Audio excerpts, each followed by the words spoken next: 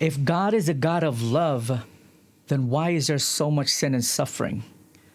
You might even say that, why does the innocent suffer?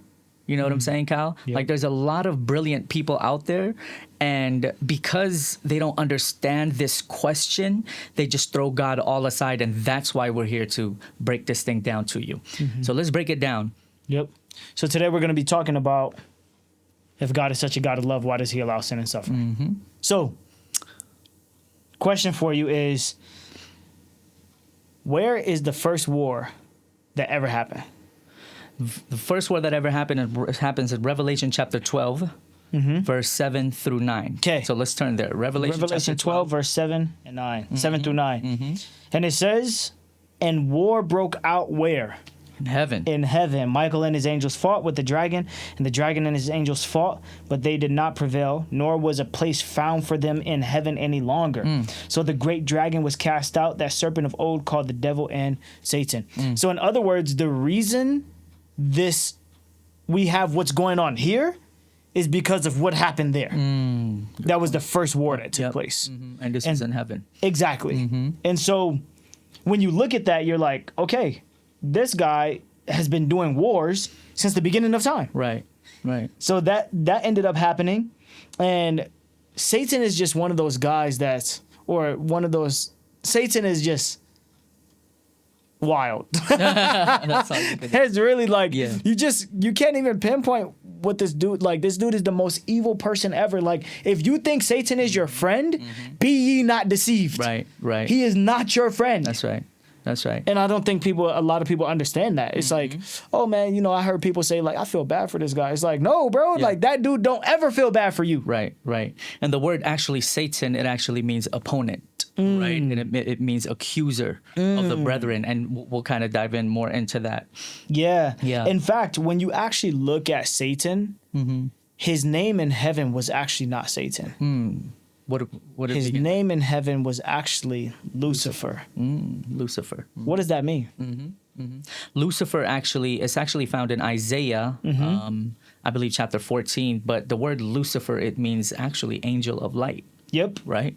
Yep. When you think about that, that's crazy. What? Satan was an angel of light? Yeah. He was like actually in heaven, and he was an angel, and he was actually, there for us in a sense, like, Yep. and things of that nature.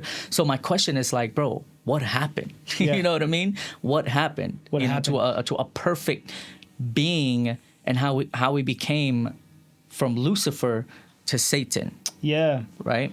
Yeah. What happened? This guy, Isaiah chapter 14, exactly what you said. Isaiah 14, verse 12 and 13, it says, how you are fallen from heaven, O Lucifer. There it is, showing you that his name was Lucifer right. at first, son of the morning. How you are cut down to the ground, who you weaken the nations. For you have said in your heart, I will ascend into heaven. I will exalt my throne above the stars of God. I will also sit on the mount of the congregation of the forest, on the forest sides of the north. So really what I see there is Satan has an eye problem. Right, he It's does. all about I. Right. You know what's pretty crazy is one time I had heard this thing, it was so powerful. What is the middle letter of pride? I. It's all about self. And then And what is the middle letter of sin? sin, I. I. Yeah. Oh, that's dang. crazy. That's crazy. You That's know, a a lot lesson. of that's a Yeah. huge lesson. For us. Yeah. Yeah, a lot of that, like when it points back to I, it's all about me. It's all about me. Right. Like leads you. That's pride. Right. It's all about I. Yeah, Right. sin. And pride leads you to sin. Exactly. So that's a lesson for you and I, Cal, or even for the viewers out there, that sin and all these sin and suffering started with pride. You know what I'm saying? Yep. And that's something that we can literally ask ourselves, because what happened with Lucifer, he was looking at Jesus instead of worshiping him, instead of, saying, wow, this man is a great God. He's a great God, but he actually wanted to take his place now. He actually wanted to be like God or as God. You know what I'm saying? As the Yeah. Bible says. So that's an important, topic for us, and as well as a lesson for us, because that makes me think, man, where is it in my life that I'm reflecting Yeah. Satan? Where is Yeah. it in my life that I'm reflecting that type of character? Or even pride. Yeah. Even pride, where because of that pride, literally look at all the suffering that's happening in the world. I mean, it is wild, Kyle. Like, I just got done watching Operation Toussaint, where it talks about, human child sex trafficking. You know what I'm saying? It's just like, for me, that thing just boggles my mind how people can do that to a young woman or a young boy, lock them up in a basement and do all these things to them, right? Crazy.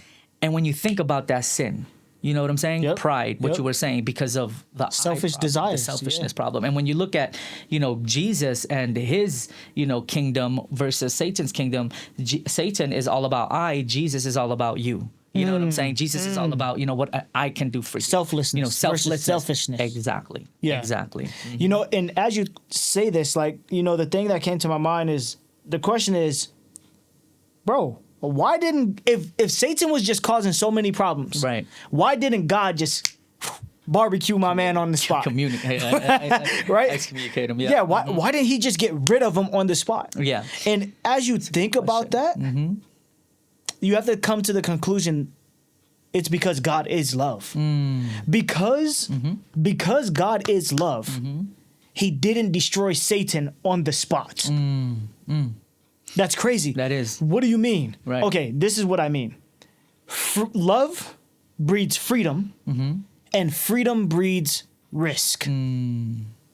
Risk So because of love choice. breeds freedom, freedom breeds risk. Right. So what does that look like? Hey, because I love you, I give you freedom. Right. But because I gave you freedom, I give you risk. So I use myself as an example. When I was learning how to drive, I was like, man, I want to drive and stuff like Right, that. right. So when I was learning how to drive, my mom and my dad, like, they taught me how to drive. Why?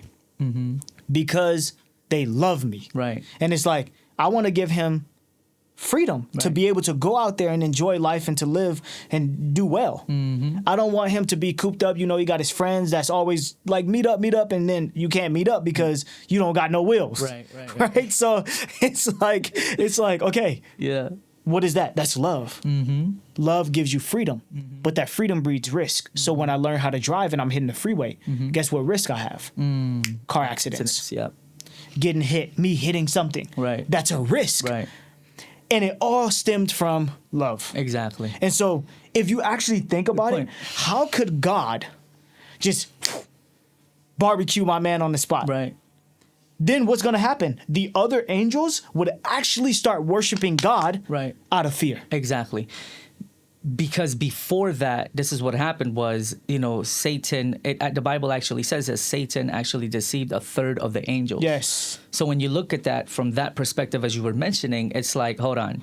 Let's say I was talking to you about this person, right? This person, right? And I'm like, Kyle, hey, this person is doing this person is doing that. And then a few minutes later, this person wipes you out. How am I going to feel? Exactly. I'll be like, hold on. What you say about me was right about him? You know what I'm saying? So Yeah. God had to allow things to play out Yep. to vindicate his name and his character. Absolutely. So that Absolutely. the angels and even the whole world, they can be like, wow, God was a just God. Yeah. He was a merciful God. He gave us so much chances. And now I see that, whoa, sin is really a huge problem. Yeah. So that, when we go back to heaven or the new earth, it's like, nah, I don't want nothing to do with sin. You Yeah. know what I'm saying? Like, Yeah. I believe it's Nahum, I believe 1:9, that I think it says that sin shall not enter into us twice. It's because we realize and understand it took place for us to see that, whoa, that is a huge problem, and we don't want to ever sin and go close to sin again. Yeah, and I want to comment on what you said earlier, which is you mentioned a comment about the Bible tells us that he deceived a third of the angels. How did he deceive them? By telling lies.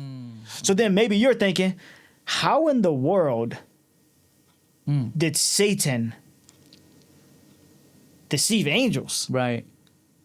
Why would they even believe his lie? Watch this. You ever tell a little kid something and they do it? Hey, if you do this, I'm going to give you some candy. Or if you do this, they do it wholeheartedly because they trust everything you said. Right. That's just a little kid. Now, angels aren't little kids. They like supreme beings at the highest level, right?